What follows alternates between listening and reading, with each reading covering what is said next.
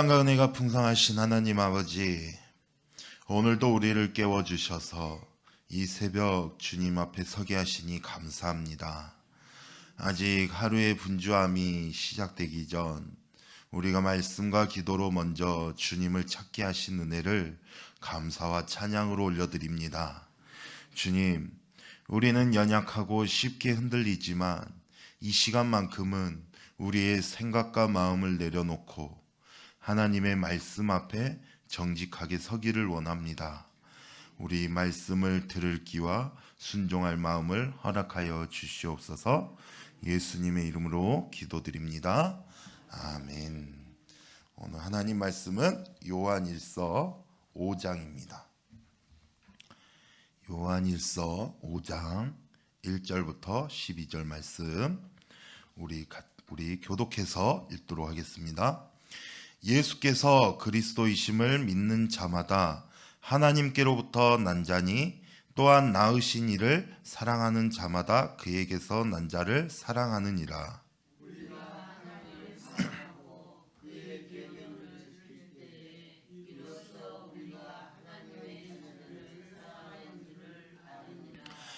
하나님을 사랑하는 것은 이것이니 우리가 그의 계명들을 지키는 것이라.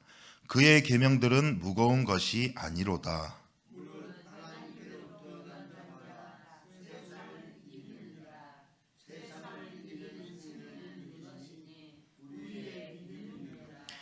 예수께서 하나님의 아들이심을 믿는 자가 아니면 세상을 이기는 자가 누구냐?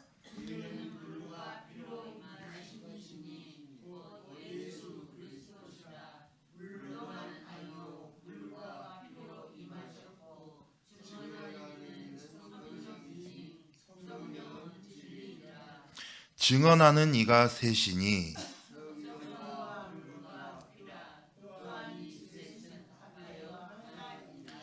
만일 우리가 사람의 증언을 받을진대 하나님의 증거는 더욱 크도다.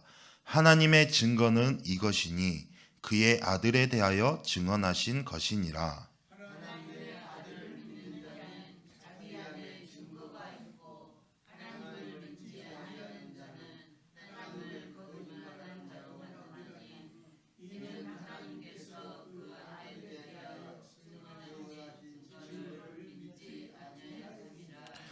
또 증거는 이것이니 하나님이 우리에게 영생을 주신 것과 이 생명이 그의 아들 안에 있는 그것이니라. 아들이 있는 자에게는 생명이 있고 하나님의 아들이 없는 자에게는 생명이 없느니라. 아멘. 할렐루야. 사랑하는 성도 여러분들, 우리가 이렇게 새벽에 나와서 우리가 말씀 앞에 선다는 것은 우리가 무엇 때문입니까? 우리가 무언가를 더 얻기 위해서 우리가 이 자리에 모인 것이 아니라 우리의 흐트러진 마음을 다시 하나님께로 가져오기 위해서인 줄로 믿습니다. 그래서 이 새벽에 먼저 우리가 자신에게 이런 질문으로 우리가 시작하고 싶습니다. 과연 나는 무엇을 믿고 살아가고 있는가? 여러분들은 무엇을 믿고 살아가고 있습니까? 그리고 두 번째로는 내 신앙의 중심에는 무엇이 있는가? 요한일서 5장은 우리가 지금 계속 살펴보고 있지만은 요한일서 전체의 결론이라고 할 수 있습니다.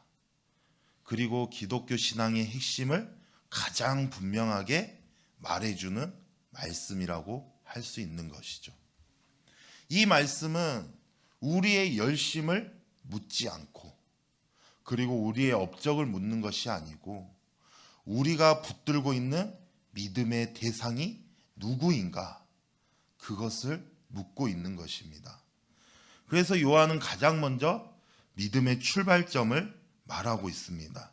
1절 말씀을 보니까는 예수께서 그리스도이심을 믿는 자마다 하나님께로부터 난 자라고 말하고 있습니다.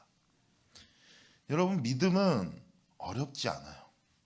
믿음은 우리의 감정이나 또 어떤 설명이 아니라 우리의 고백인 것입니다. 예수님은 훌륭하신 분이라는 그런 고백이 아니라 예수님은 나를 도와주시는 분이다 라는 그런 고백이 아니라 예수님은 그리스도, 하나님이 보내신 나의 구원자로 받아들이는 것입니다.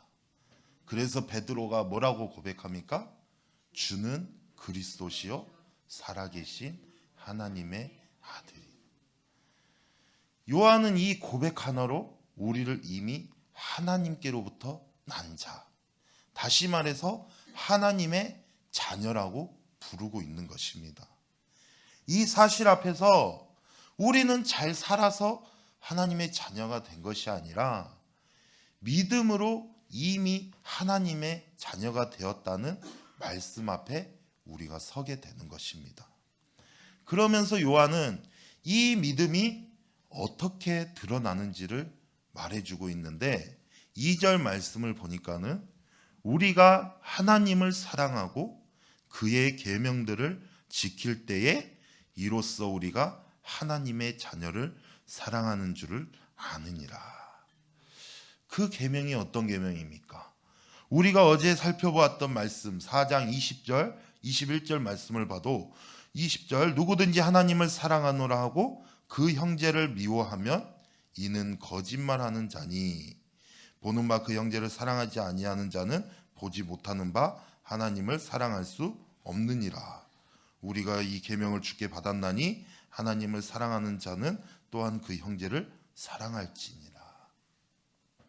하나님을 사랑한다고 하면서 형제를 외면할 수 없고, 그리고 형제를 사랑한다고 하면서 하나님을 밀어낼 수 없는 것입니다. 믿음은 혼자만의 감정이 아니라 관계 속에서 드러나는 것이죠. 하나님을 향한 사랑은 자연스럽게 사람을 향한 사랑으로 이어지는 것입니다. 요한은 신앙을 말이나 생각에 머물게 두지 않고 삶의 방향으로 이끌고 있는 것입니다. 그래서 3절에 하나님을 사랑하는 것은 이것이니 우리가 그의 계명들을 지키는 것이라. 그의 계명들은 무거운 것이 아니로다. 우리는 종종 순종을 무거운 짐으로 우리가 생각합니다. 왜 그렇습니까? 우리가 말씀을 알면 알수록 나의 부족함이 더 보이기 때문에 그렇습니다. 그러나 요한은 뭐라고 말합니까? 하나님의 계명은 무거운 것이 아니라고 말하고 있습니다. 왜 그렇게 말할 수 있을까? 바로 사랑이 있기 때문에 그렇습니다. 계명이 무거워질 때 계명 자체가 문제가 아니라 바로 사랑이 식어 있는 경우가 많습니다. 사랑이 사라지면 말씀은 짐이 되고 그리고 순종은 의무가 되어버립니다. 그러나 사랑이 살아있으면 말씀은 길이 되고 순종은 방향이 되는 것입니다.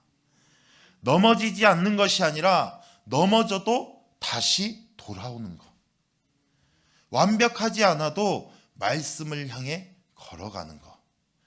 요한은 그것을 바로 사랑의 증거라고 말하고 있는 것입니다.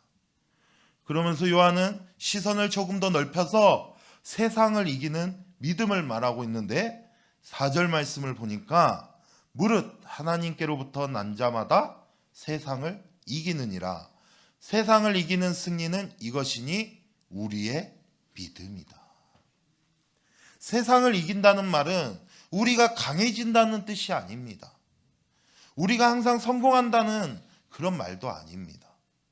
문제가 없다는 뜻도 아니고 시험이 없다는 뜻도 아닙니다. 세상을 이긴다는 것은 세상이 나를 규정하지 못하게 하는 믿음입니다. 상황보다 정체성이 더 분명한 삶인 것이죠. 실패해도 끝난 사람이 아니라 또 흔들려도 버려진 사람이 아니라 포기하지 않고 다시 예수님께로 돌아오는 믿음. 여전히 하나님의 자녀로 살아가는 것. 그것이 세상을 이기는 믿음이라는 것입니다. 그러면서 요한은 다시 한번 반복해서 믿음의 초점을 분명하게 말해주고 있습니다. 예수께서 하나님의 아들이심을 믿는 자가 아니면 세상을 이기는 자가 누구냐? 믿음의 크기를 말하고 있는 것이 아니죠. 믿음의 대상을 말하고 있습니다. 누구를 믿느냐? 예수께서 하나님의 아들이심을 믿는 자, 그 사람이 세상을 이기는 자라고 말하고 있습니다. 이 믿음이 허공에 떠 있는 생각이 아니라는 것을 보여주기 위해서 요한은 예수 그리스도의 길을 이야기합니다. 6절부터 이는 물과 피로 임하시는 이시니 곧 예수 그리스도시라. 물로만 아니요 물과 피로 임하셨고 증언하는 이는 성령이시니 성령은 진리니라.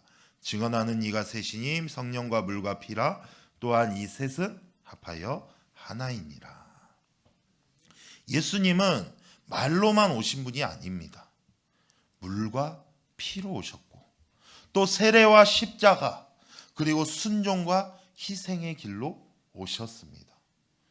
예수님의 길은 편안한 길이 아니죠. 하나님 아버지의 뜻을 끝까지 따르는 길이었습니다. 우리는 이 길을 묵상할 때 우리 스스로에게 물어야 됩니다. 나는 예수님의 능력만 따르고 있는가? 아니면은 예수님의 길도 함께 따르고 있는가? 요한은 여기서 멈추지 않고 하나님의 증언을 말하는데 9절에 만일 우리가 사람들의 증언을 받을진대 하나님의 증거는 더욱 크도다. 하나님의 증거는 이것이니 그의 아들에 대하여 증언하신 것이니라. 우리 믿음이 흔들릴 때 하나님이 침묵하시는 것처럼 느껴질 때가 있지만은 말씀은 분명하게 말해주고 있습니다. 성령으로, 물로, 피로 하나님은 예수 그리스도를 증언하셨습니다. 믿음은 무언가를 더 증명해내는 일이 아니라 하나님이 하신 증언을 우리가 신뢰하는 것입니다. 그래서 요한은 조금 무겁지만 꼭 필요한 말을 합니다. 10절에 하나님의 아들을 믿는 자는 자기 안에 증거가 있고 하나님을 믿지 아니하는 자는 하나님을 거짓말하는 자로 만드나니 이는 하나님께서 그의 아들에 대하여 증언하신 증거를 믿지 아니하였다. 하나님의 증언을 믿지 않는다는 것은 중립이 아니라 하나님의 말씀을 받아들이지 않는 선택입니다. 이 말씀 앞에서 하나님의 증언보다 내 감정이 앞섰던 순간들, 그리고 말씀보다 상황이 더 크게 들렸던 순간들, 우리는 스스로 살펴보아야 됩니다. 요한은 그러고 이 모든 말씀을 한 문장으로 정리를 하죠. 또 증거는 이것이니 하나님이 우리에게 영생을 주신 것과 이 생명이 그의 아들 안에 있는 그것이니라. 하나님이 우리에게 영생을 주셨고 이 생명은 그 아들 안에 있다고 말하고 있어요. 생명은 내 안에서 만들어지는 것이 아니라 이미 예수 그리스도 안에 준비되어 있는 것입니다. 우리는 생명을 얻기 위해서 애쓰는 사람들이 아니라 이미 주어진 생명을 붙들고 살아가는 사람들인 것이죠.